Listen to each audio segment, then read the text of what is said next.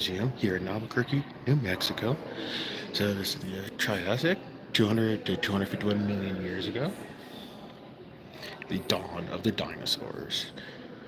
During the Triassic period, 200 to 251 million years ago, a diversity of plants and animals evolved in response to changing environments.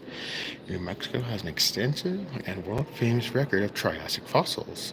These fossils illustrate a key principle of biodiversity. At any time, every living species can be characterized as first evolving, persisting, or going extinct. So this is really fascinating. So this is a representation of how the Earth looked 250 million years ago. Fascinating. And then from there, we move to 200, 200, 200 to 142 million years ago. The age of supergiants. Giants ruled the hot, humid river floodplains and forests that covered New Mexico during the late Jurassic period, 150 million years ago. A dense forest of conifers, cycads, and ferns lined the bank of big rivers in a hot and humid climate. Giant dinosaurs browsed the underbrush. Ferocious meat-eating dinosaurs stalked and ambushed the huge plant eaters.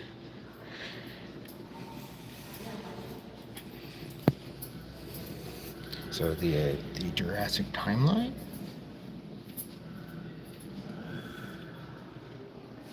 And the Jurassic Pangea.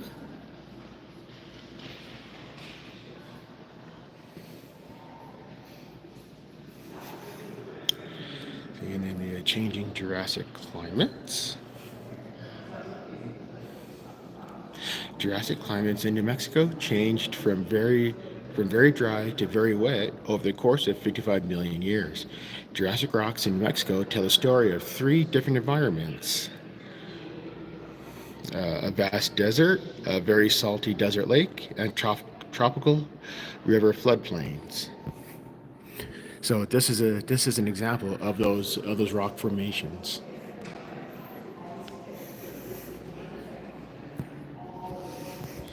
And here we have a Stegosaurus. Fun fact: this particular skeleton, these are replica. These are replica of the real bones, but this particular statue, the bones used to be black in color. Uh, I used to visit this museum back in the '90s, and these skeleton it used to be like this one and that one used to be black in color.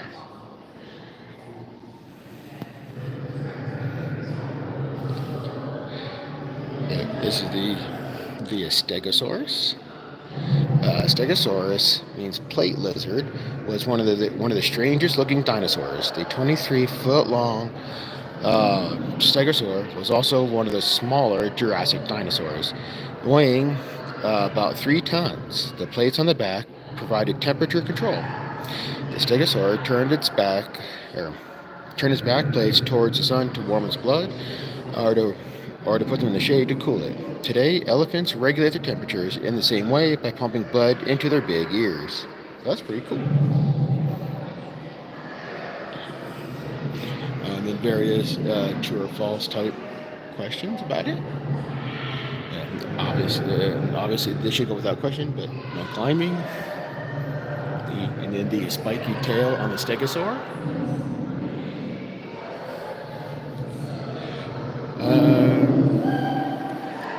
So this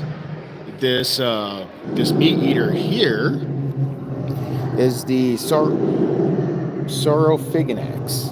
Saurophaganax. Interesting name.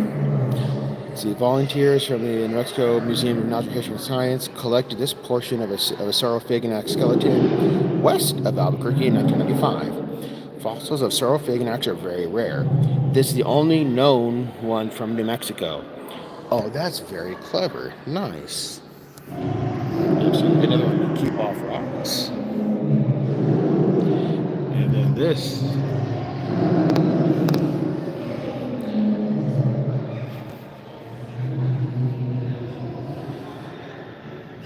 Is a Clash of the Supergiants.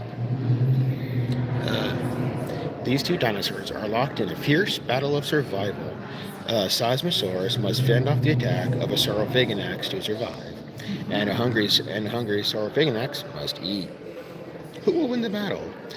The Saurophaganax weapons are its long, sharp teeth, powerful body, and strong neck. Seismosaurus with its gigantic size and whiplash tail for defense. Yeah, as you can see, yeah, the long neck, yeah, the long neck was this long neck here is called the Seismosaurus. So with its long whiplash tail, whip-like tail.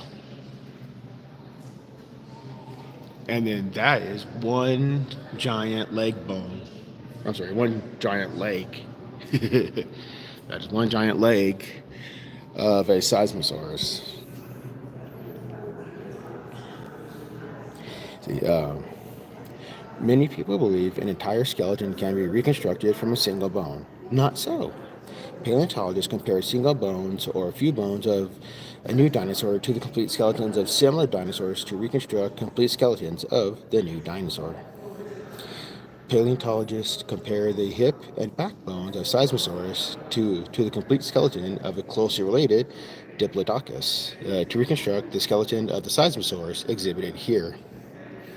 These New Mexico fossils have made 2 trips to Japan. In 2002, Seismosaurus was the star of an exhibition in Tokyo titled The Greatest Dinosaur Expo. And then these bones here are part of the spine of this dinosaur here.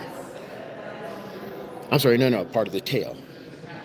These bones are part of the tail, not the spine, part of the tail.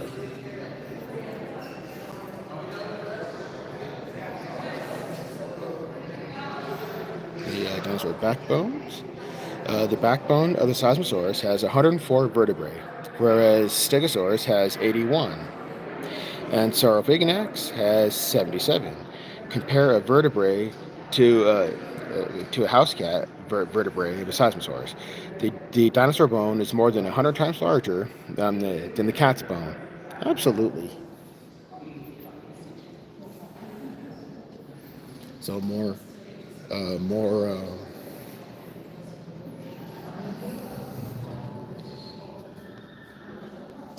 And then the hip, the pieces of the hip. So dinosaur hip. Paleontologists distinguish the 2 main groups of dinosaurs by hip structure. They refer to the pelvis of Seismosaurus as lizard hipped, or Saurischian. Okay, yeah, Saurischian. Okay, Saurischian, because it resembles the pelvis of a modern lizard. In contrast, paleontologists term the pelvis of Stegosaurus as bird-hipped, or ornithischian, because it somewhat resembles the pelvis of a living bird.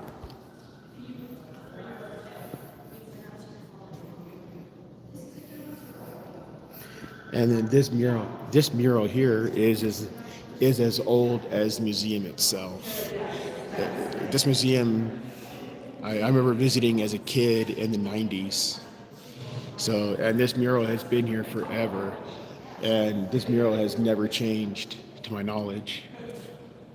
It's called the Kish mural, and then these are the various. They, th- these various numbers correspond to these various parts of the mural.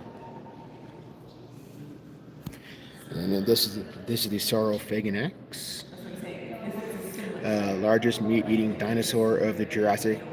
Saurophaganax at 40 feet long and weighing in at an estimated 5 tons, was an ambush predator nearly as large as a 42-foot Cretaceous T-Rex. Both dinosaur predators killed by slashing the neck of their prey, as do lions and other big cats today. The strange name Saurophaganax means king of the reptile eaters, a good name for this fierce, gigantic Jurassic meat eater. Wow. And then the Seismosaurus, one of the largest sauropods, 110 foot. Seismosaurus is known only from New Mexico. Uh, the tail of this giant plant eater is like a whip that could be used to defend against attacking predators. Seismosaurus weighed an estimated 30 tons. Again, this Seismosaurus is massive.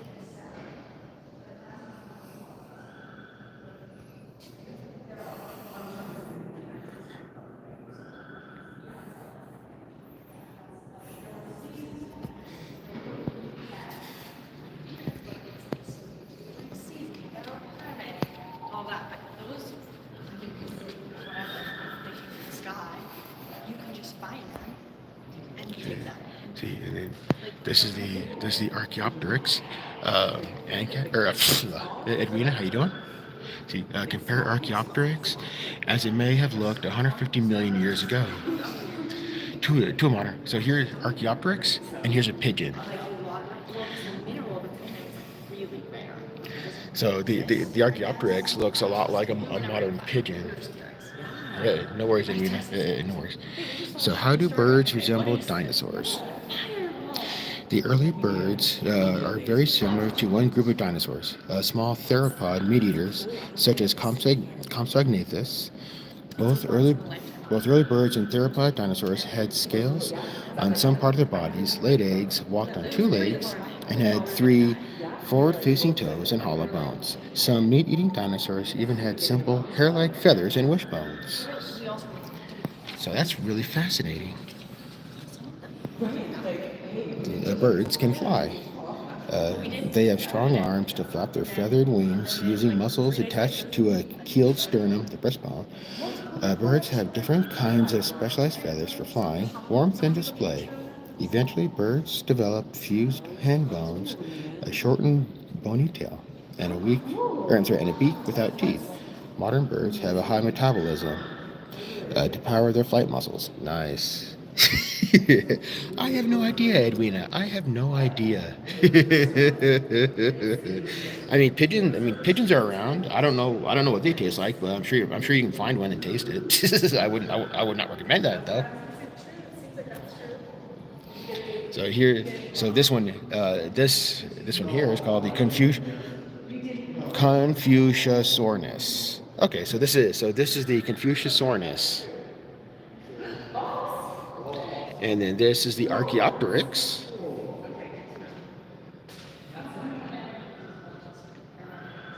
Oh, nice, Edwina, nice. And this is the Compsognathus. So this thing was really tiny, about the size of a chicken.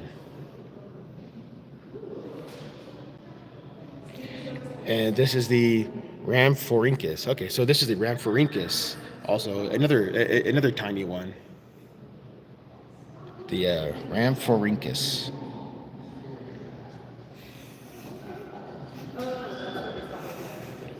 And then the ankle biter. Yeah, exactly, Edwin, exactly. Okay, so various dinosaur tracks. Not all dinosaur fossils are bones and teeth. Dinosaur tracks, footprints, are important fossils that tell us how dinosaurs walked. So various dinosaur footprints. So that's really cool.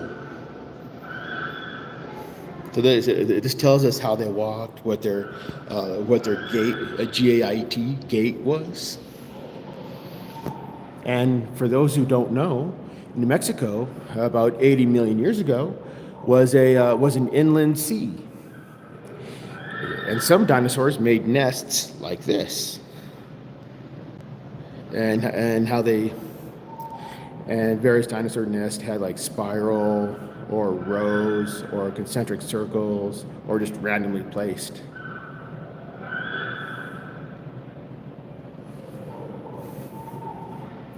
And various modern shells. A mollusk family tree.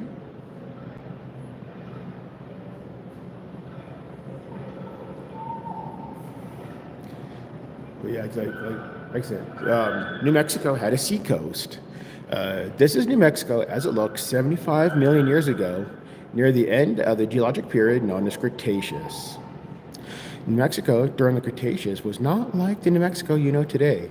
Try to imagine a steamy jungle near a shallow sea with waves lapping on sandy beaches. But be careful. In this tropical paradise, there are 3-ton tyrannosaurs that can swallow you whole, mosasaurs as long as a school bus, and pterosaurs the size of a small airplane. And they're all very hungry. Small, defenseless mammals hide in the underbrush. Humans who are descended from these mammals will not live on Earth for another 65 million years. New Mexico Seacoast, the exhibit honoring Bert and Imogene Lindsay. This is a ammonite shell. The ammonites were abundant mollusks that swarm in warm and shallow seas that covered much of New Mexico during the late Cretaceous. During Lake Cretaceous, between 100 and 65 million years ago, New Mexico was New Mexico was tropical, high global sea levels. So as you can see here, that's where New Mexico is. That's where modern day New Mexico is, and this is the this is the inland. This is like the inland sea. This is the inland sea where, as you can see, that ran right through New Mexico about 65 million years ago.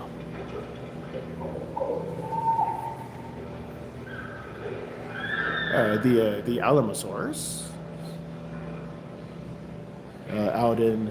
found in the Ojo Alamo.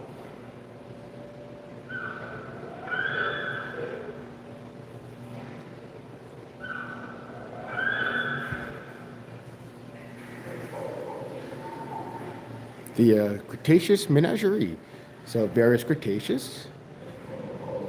Let's see, palm stump. So this is the palm. I'm sorry, the stump of a palm tree. Let's see, palms are flowering plants that are very sensitive to sub-freezing temperatures below 32 F or 0 degrees Celsius. This fossil palm stump from northwestern New Mexico shows that this region was warm and mild during the late Cretaceous. Wow. And here's a replica of the fossil of the Pentaceratops. It's got 5 horns, so it's Pentaceratops. Penta meaning 5, so various fossilized snails.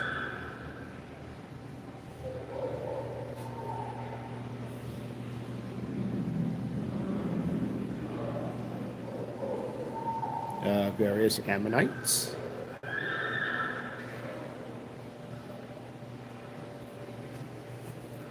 Turtle shell. Various insects. Various gars. Both invertebrate. Leaf fossils. Freshwater sharks and rays. This is a hadrosaur tibia. Huh. That thing's almost as that thing is about it's about as tall as I'd say from my waist to my head. Or if that were on the ground, that'd be from the ground up to my waist. So this creature was very tall. See, and then the blooming. So here's an example of what the Cretaceous looked. Of course, minus the wood, but all the plants and what the. Let's see. I don't know how well I can get it. Let's see if I can get y'all to see how. Kinda. This is kind of how a bee sees, like this is kind of how a bee. This is kind of like how bees, because the bee, like a bee's eyes are on the side of its head, so a bee looks out the other direction. Bee,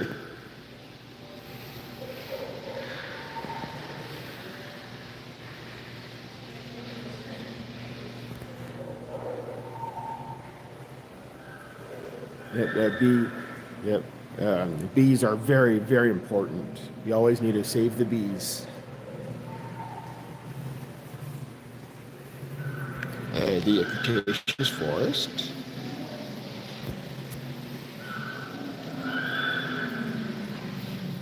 So here's here's what a Parasaurolophus head, or the back of the bone of the back of the head of the Parasaurolophus. So here's what that sounded like.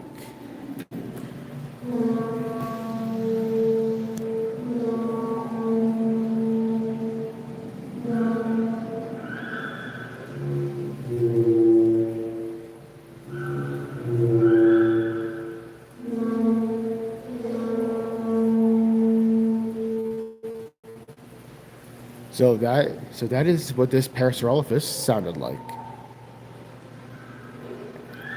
And then a Pentaceratops skull. So this is what that skull looked like. Dinosaurs as living animals. Dinosaurs were living animals. They ate, moved, slept, and produced offspring. How do paleontologists learn about the daily lives of the long extinct dinosaurs? They examine their fossilized bones. They study footprints and other traces that have been preserved. And they look at observing close relatives and descendants. And then trace fossils, like dinosaur skin, resemblance of what dinosaur skin may have looked like rare skin impressions, dinosaur eggshells, coprolite, aka fossilized crap, literal fossilized crap. And then this is a replica of the fossilized skin, and yes, it does say please touch. So this is a replica of the skin.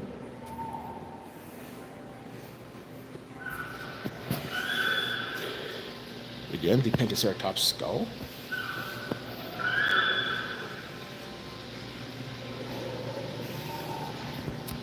The KT extinction. What does KT and KT boundary mean? The letter K is used by geologists to mean the Cretaceous geologic period from 144 million years ago to 55 million years ago. The K stands for Cretaceous, Kreidezeit, the German equivalent of Cretaceous. It literally means chalk time because the large amounts of chalk were deposited by the Cretaceous ocean. The T stands for Tertiary, the geologic time period which followed the Cretaceous. The KT boundary is therefore the point at which the Cretaceous period ended and the Tertiary period began. The KT boundary marks a major extinction on Earth. Crocodilians, ammonites, various fossilized flowers, fossilized nautiloids, fossilized plankton, fossilized turtle shells. Ooh, and something new. Okay. Pterosaur, so a flying lizard. Fun fact: the flying lizards were not called dinosaurs because dinosaurs only walked on land. Therefore, these flying lizards are just called flying lizards. Pterosaurs.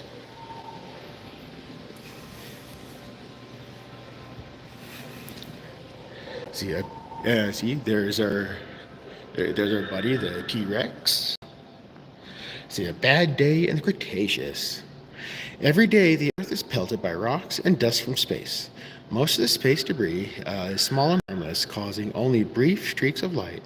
The night sky, shooting stars, larger rocks can sometimes survive to reach the Earth's surface and cause impact craters. Very rarely, perhaps only once every 100 million years or so. A mountain-sized rock collides with Earth, causing drastic global climate change and extinctions. Yeah, that's a casting of the T-Rex skull. Obviously not the real thing. A hadrosaur rib cage.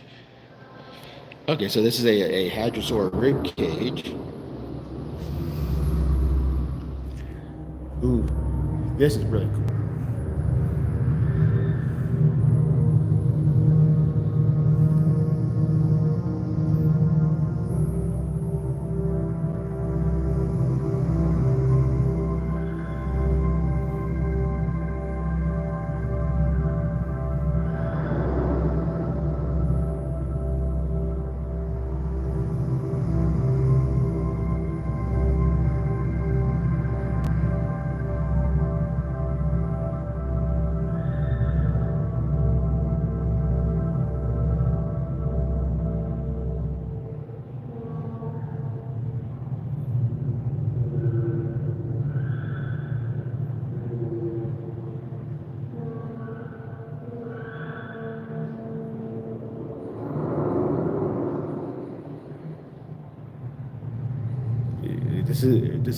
This is a recreation of the meteorite impact that wiped out the dinosaurs.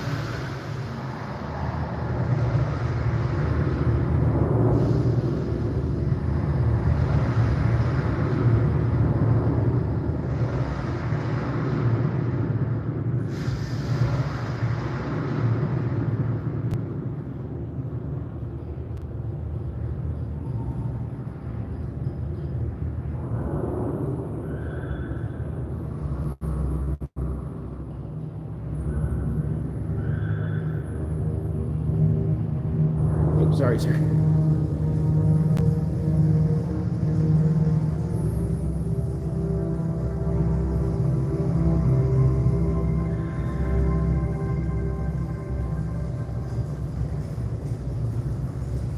So that's the video of the recreation of the extinction of the dinosaurs.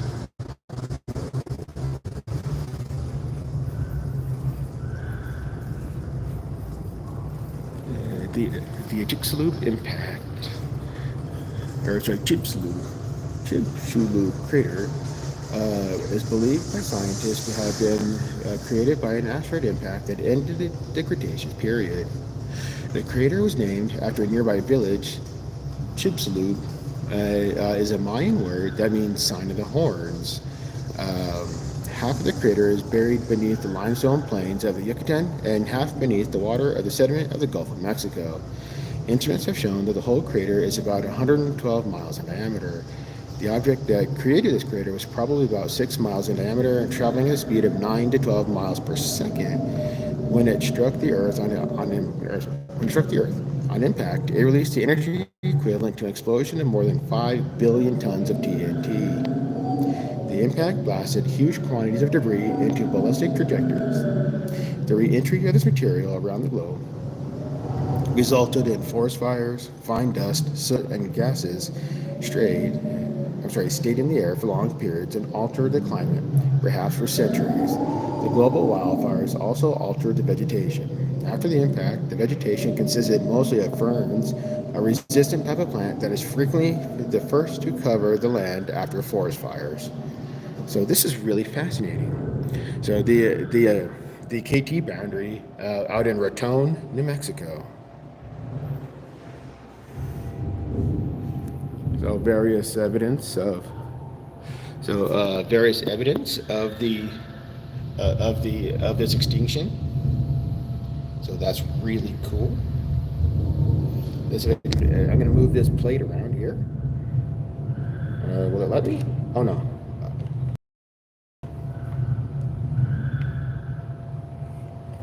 Oh, I get it. Okay, so it's only. Okay, not sure what that's there for then. Microtectites.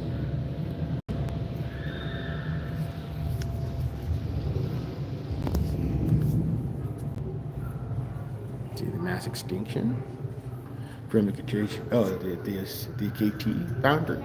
This black line is the KT boundary.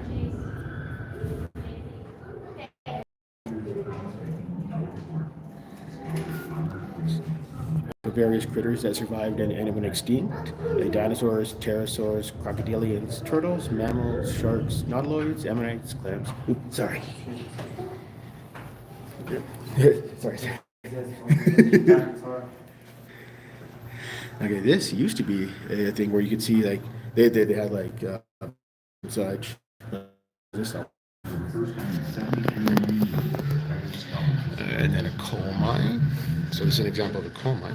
For a very long time, people around the world used coal as a fuel source. Almost all coal in New Mexico resulted from the transformation of Cretaceous vegetation. Significant mining of coal began in the state during the 1880s. Over the next 100 years, miners in all parts of the state removed more than 350 million tons of coal from the Cretaceous rocks. Wow. Oh, and this is the various coal fields. And then a representation of a miner, and a miner finding fossilized footprints on the ceiling.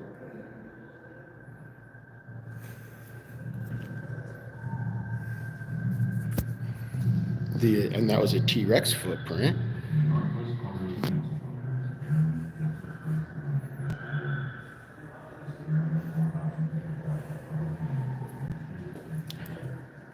Reading the rocks. Okay, so here's a interactive activity called the dating game, meaning trying to figure out how old something is based on the rocks that it's found in, and these are all metallic replicas that have capacitive touch sensors in them. So I touch this. See, it says. This is a fossilized jaw of a mammal called Taeniolatus. Taeniolatus fossils are found in rocks that are between 62 and 64 million years old. Because this jaw is in a rock layer above the dinosaur skull, it means that the dinosaur must have lived sometime before Taeniolatus did. In other words, more than 64 million years old. Try another fossil to find out more. Is this skull one of them? No. Okay, this skull is not one of them. So we only have four: this skin piece, this tooth, this other tooth, and this. So let's touch this one here. This is a very unique tooth because it comes from the mouth of a Tyrannosaurus rex. T-Rex fossils are found only in rocks that are between 67 million and 65 million years old. Because the tooth and the dinosaur skull were found on the same rock layer, it means that the dinosaur lived at the same time as T-Rex, between 67 and 65 million years ago. This one tooth has helped you find a fairly precise age for this dinosaur skull.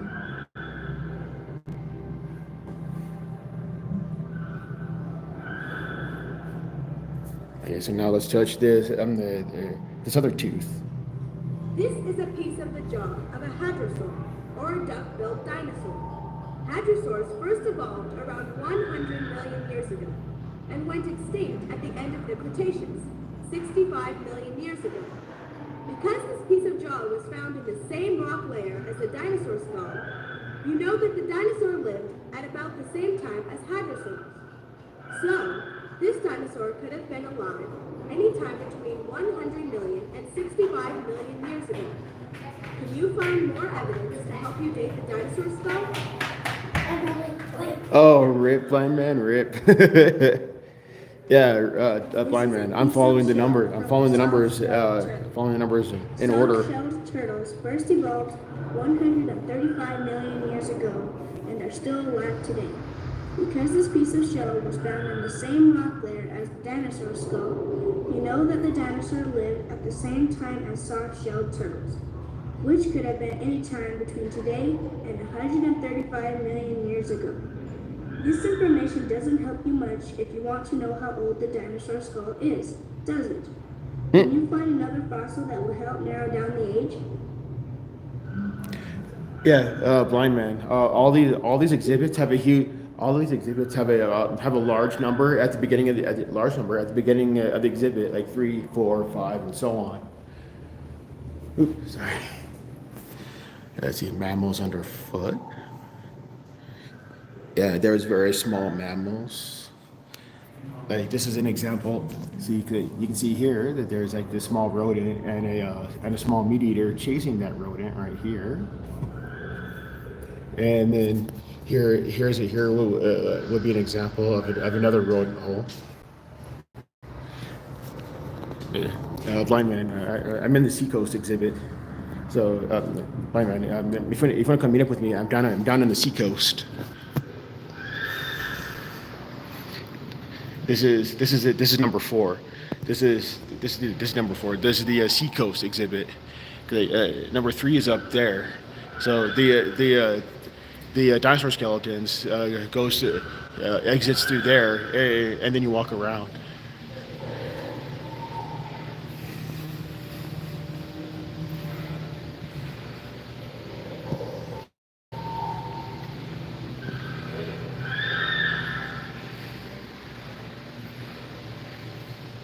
This is what New Mexico looked like.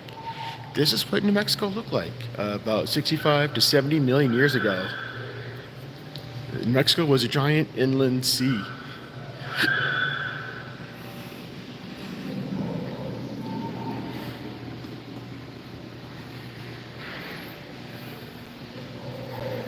Ooh, the elevator. When this thing opens, I'm going to join in on this when this thing opens on this side, because in the down position it opens on this side, in the up position it opens the other way. Because on this side you're going forward in time, on the other side you're going backwards in time. So I'm gonna wait till it opens up. Okay, many years ago, I used to volunteer there, and in this area, like fun fact, this area right here used to have a big fish tank. It had like a handful of various modern day sea animals, and I used to volunteer in this spot right here, and I used to help control this thing. So this was really this was a fun volunteering thing I did back in the 90s. I was one of the junior docents back in the 90s.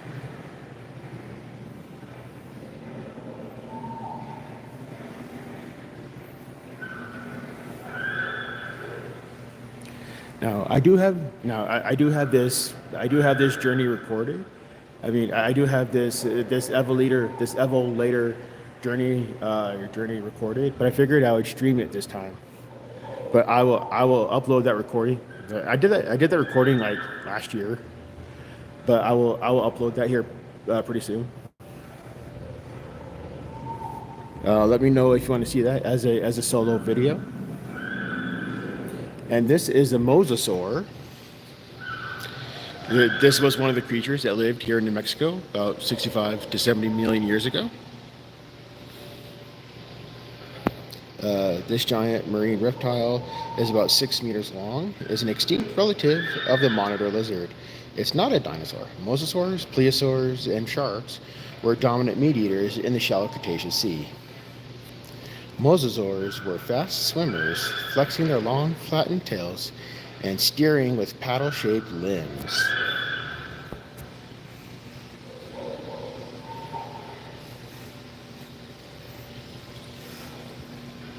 So yeah, I'm just waiting around for this to open up on this side. 2 minutes.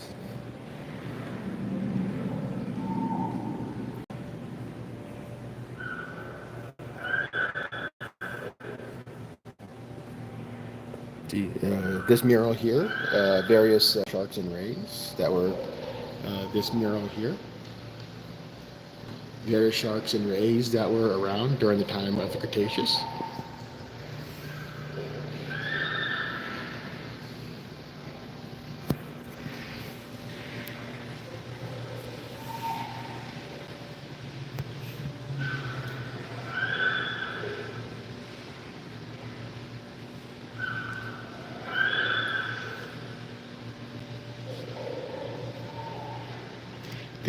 The Hickorea mosasaur.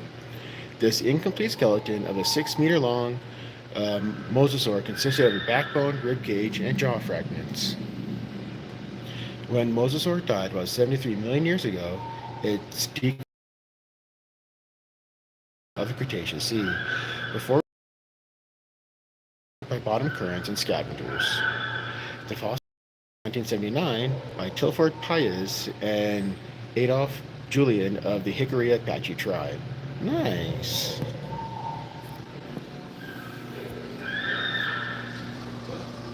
Okay, so here's some modern.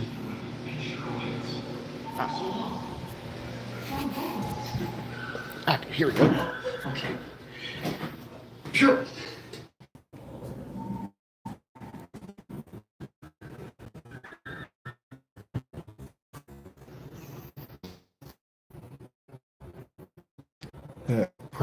Pilot prepare.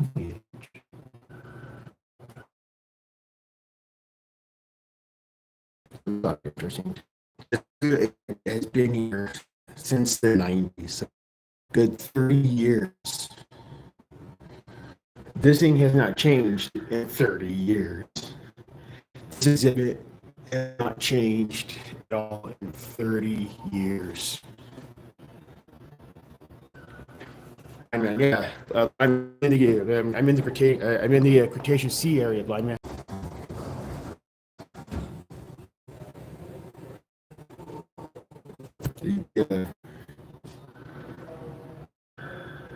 They're good.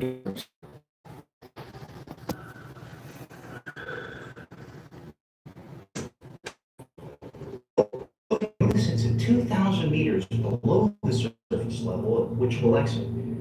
See the box displaying the gauge? Let's reflect at each stop along the way. Now watch the time gauge as I activate the timing generator. Notice it's at 75 million years before the 20th century. Well, that about covers the details. Let's take a look at our starting point. Welcome to beautiful downtown Albuquerque. 75 million years before the 20th century. The entire area is covered by a shallow sea that stretches from the Gulf of Mexico all the way up through Canada to the Arctic Circle. It looks like we've got company. Elsie, can you get a reading? Wow, a mosasaur. This giant lizard must be over 6 meters long. He has one big appetite. He'll eat just about anything that... Uh-oh, here it comes. Everybody quick, brace yourselves.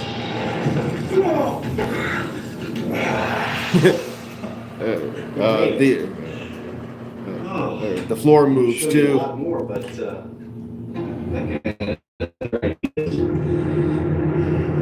Quote unquote going up. 5 million years forward in time and 400 meters straight up. Hey, how about that? Prime beachfront property. Just a second, I'm gonna go outside and take a closer look. Charlie, may I make a suggestion? Charlie? Charlie? Sorry. Hey, this looks just like the beach where I spent my last vacation. EPA in progress. Except for that. Life form reading. Now that's something you wouldn't see back home. Nesting area occupied. Hang on, I'll go set up my camera. Charlie, would you be careful? Elsie, switch on remote camera.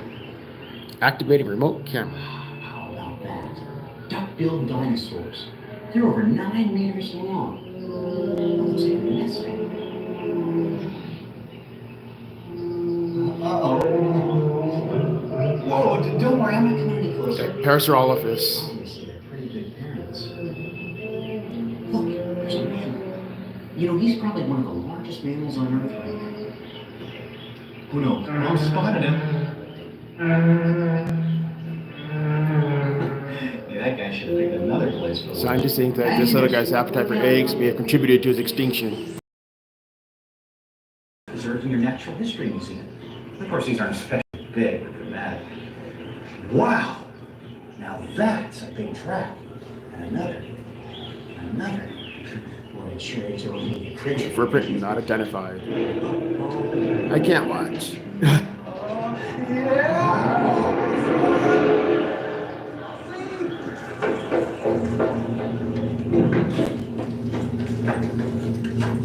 my gosh! Nothing like a quiet day at the beach, huh? I certainly hope our next stop is a little more restful.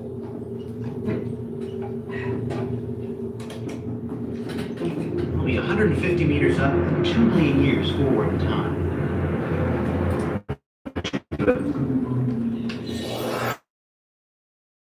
Looks a lot different now, huh? See those bubbles? That's methane gas that's been released by decaying plants that have sunk to the bottom. Well, those rotting plants will eventually turn into coal, which in another 68 million years, people will be burning as fuel. Elsie, let's see if we can find some dinosaurs. Wow, that was cool. We found a genuine Tenoceratops. The swamp is a regular salad bar for this vegetarian. And we'd love to join you for dinner, big fella, but we've got a schedule to keep. So long.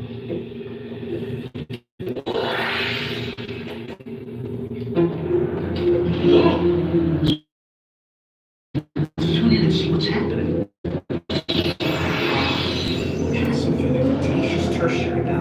The floor, it's supposed to be bouncing up and down, kind of like that for this segment, but it's broken. The trip is never the same. It sort of depends on which extinction theory you believe. Learning that major extinctions happen every 25 million years or so. This one is a big event. Yeah, look out!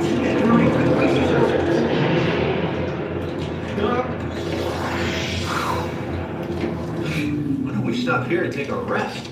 Let's see, we're on. Boy, New Mexico sure has changed in the last 18 million years. The mountains, you see, still aren't exactly what we're used to in the 20th century. Those mountains haven't even been born yet. And there's been another major change since our last stop. The mammals have taken over. There's more species than ever before. Elsie, let's see if we can find some local residents to show the folks. Oh, we're in luck. There are 2 primitive horses now. You'll notice that these mammals are a lot bigger than that mammal we saw 25 million years ago. Uh-oh. Oxyeno. Let's see what's going to happen.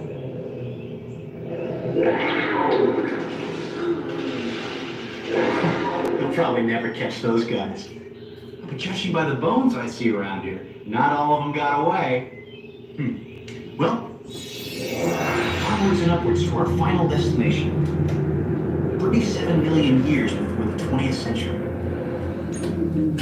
Well, as far as Elsie and I take it, you folks still have an exciting journey ahead of you. Starting just outside that door, you'll get a first-hand look at the inside of an active volcano. Nancy and I have really enjoyed showing you the last 38 million years, and we hope you folks enjoy the rest of your visit here at the Natural History Museum.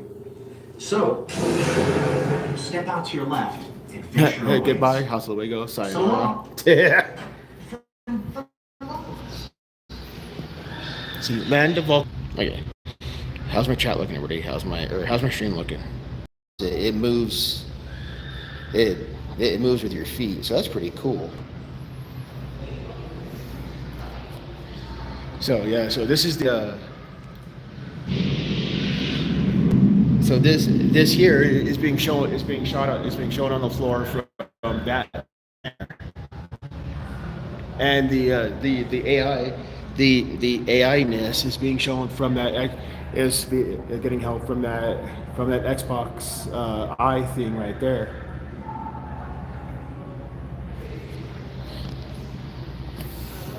So this is the volcano, but before I go in, the obsidian, volcanic glass.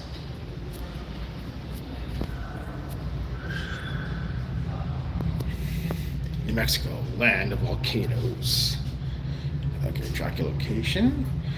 You're here on the, so I'm in the upper crust, lower crust, upper mantle, granite, salt, New Mexico, volcanoes, all shapes and sizes. Okay, so here's that. So this is plexiglass. I remember as a kid, I was scared as heck. I was really scared as heck of this when I was like 9, 10 years old. I was really scared of this here. But as I got older, I learned that this plexiglass can hold human weight. So the Rio Grande Rift, there's all sorts of microquakes all along the Rio Grande Rift. See what causes different types of volcanoes. And then as the lava hardens, various volcanic rocks, minerals, as they form. And it sounds like there's a school group that just came in. So various lava flows across the state. New Mexico's supervolcano, the Jemez Mountains, the Valle Caldera. That is one large supervolcano. See, so this area here, downtown, you can see downtown Albuquerque and the Valle Caldera out to the west right there.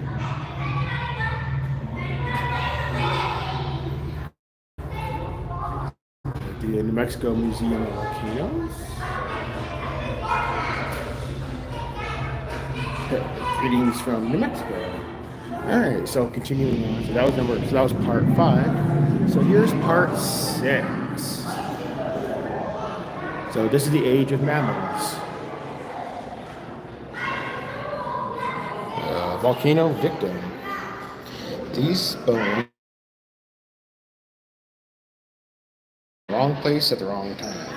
Okay, so this mammal got caught in the lava. Right?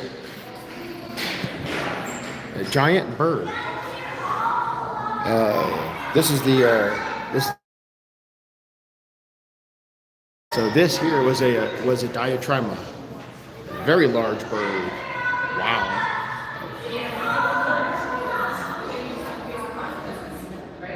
It was the largest land-dwelling bird that ever lived.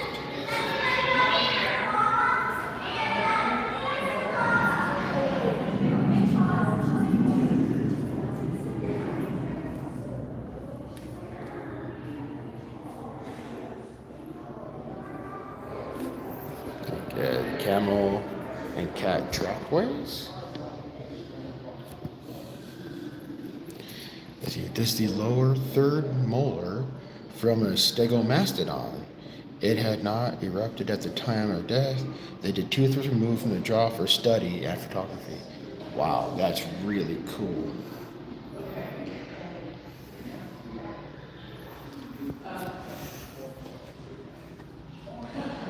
And then part 7, the Bat Cave, part 7. So here we have a bat cave, the cave experience.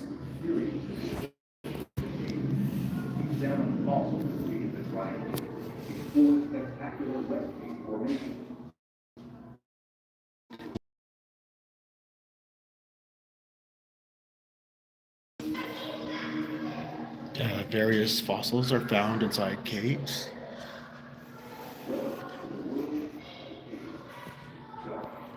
And then looking at the ceiling for,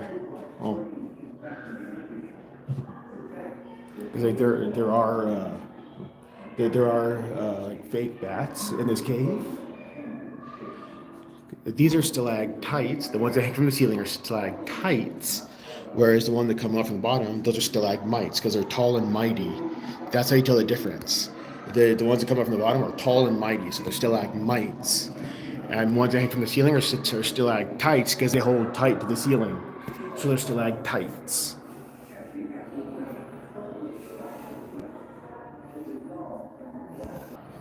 Oh, sorry about that, chat. Sorry about the buffering. Apparently there's a lot of cabling and stuff that was interfering with the signal. Sorry about that. Sorry for the buffering, chat. Sorry for the buffering.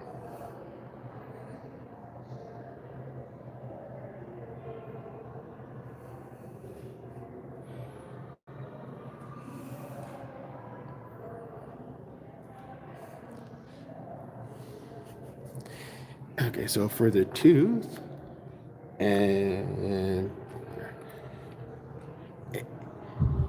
okay, so for this you got to push it at the same. So for these, you have to push it at the same time. So, mammoth ate grass. The mastodon, I believe, ate. Yeah, the mastodon ate twigs and leaves. The shrew ate insects. Can't reach it, but yeah, the shrew ate insects. Us humans, we eat variety. Humans are omnivores, so we eat a variety of foods. And I can't reach the direwolf ate meat. The shrew ate insects. The vole, I believe, ate insects. No. Let's see. Based on those teeth, I would say the vole probably ate either twigs and leaves or grass. And then here's the saber tooth. I'm sorry, no. That's a saber tooth cat. That's a saber tooth cat.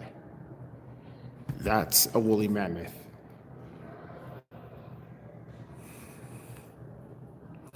And then this is called a camelops, apparently.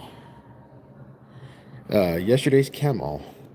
This one is 6.5 feet tall. Adults reached 8 feet. It ate grass and other plants. This one is 150,000 years old. Camelops lived 3 million to 11,000 years ago. Found in a 1979 Albuquerque gravel pit.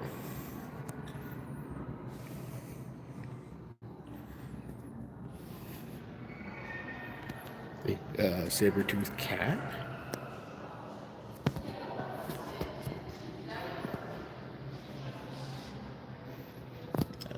Condor. So the condors.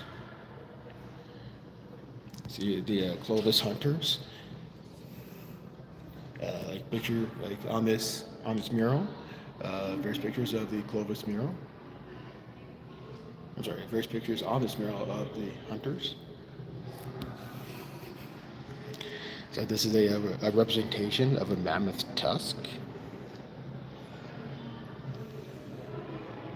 The American mastodon.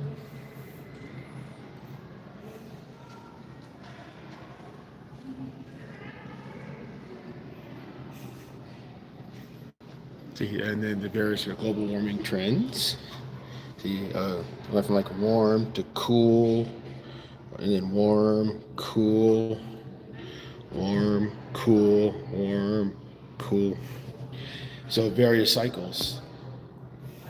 So various, this various planet cycles of the warms on top and cools on bottom. So the planet has gone through warming and cooling cycles. So this mural here shows a panorama of time, starting with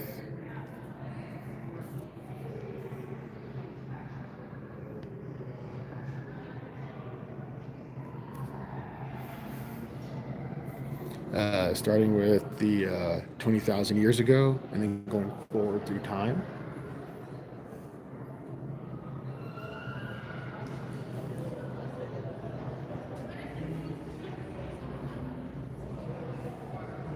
Trees are nature's timekeepers. So this is a very large section of a tree. This is a redwood, to be specific. Sequoia sempervirens, estimated 900 years old. and very. So this is center. The pith is the center, and then 1295 Marco Polo, and then 1540 Coronado, 1776 the Declaration of Independence, and then 1846 New Mexico acquired from Mexico. Then 1942 Columbus, 1680 the Pueblo Indian Revolt, 1846 again. So that's it. That's the same ring.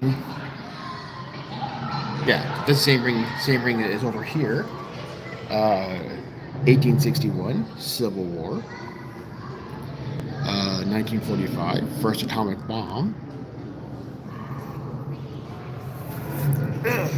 Okay, and then Heartwood, Springwood,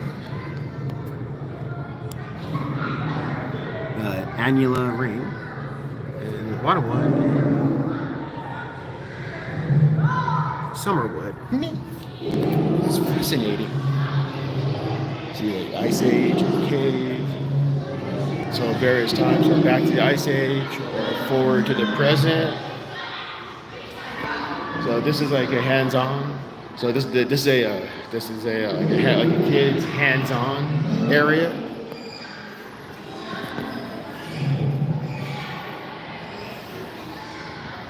Do climate research.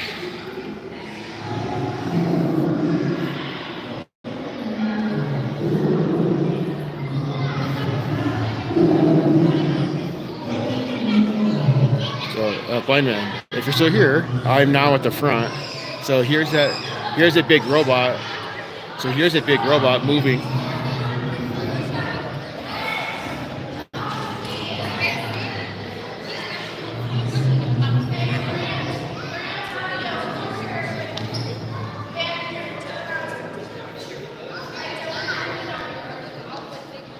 It was moving.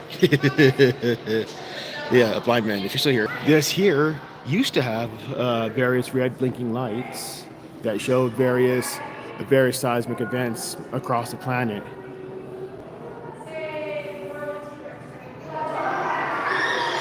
Oh, it kind of does. There's some right there.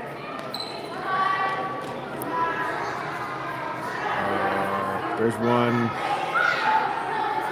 right there. So each of those red dots represents seismic activity at that point on the map.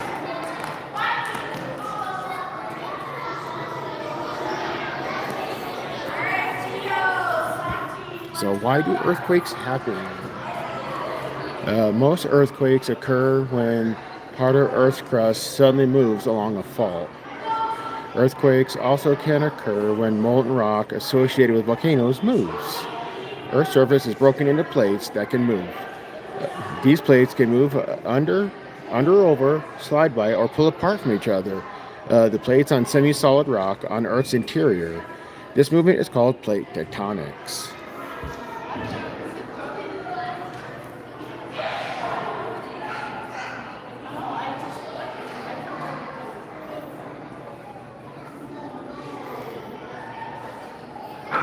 Okay. So the information on this Biscay beast. Okay. So you can click on one of those to see information about it. Okay.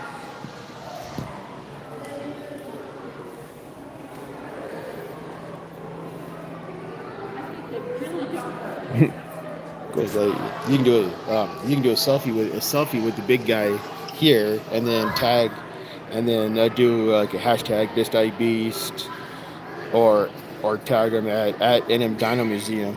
That's pretty cool. Hey, blind man, there you are. I got my history order wrong, but that's okay.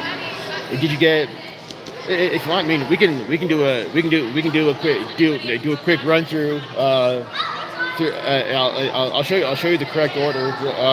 We can do like a quick 5-10 minute walkthrough if you want. Okay. So I'm here with Blind Man Travels. So yeah, I'm gonna end the stream here, everybody. If you like this type of content, hit that subscribe button. And also while you're at it, hit that like. Thank y'all for watching, and have yourself a great afternoon.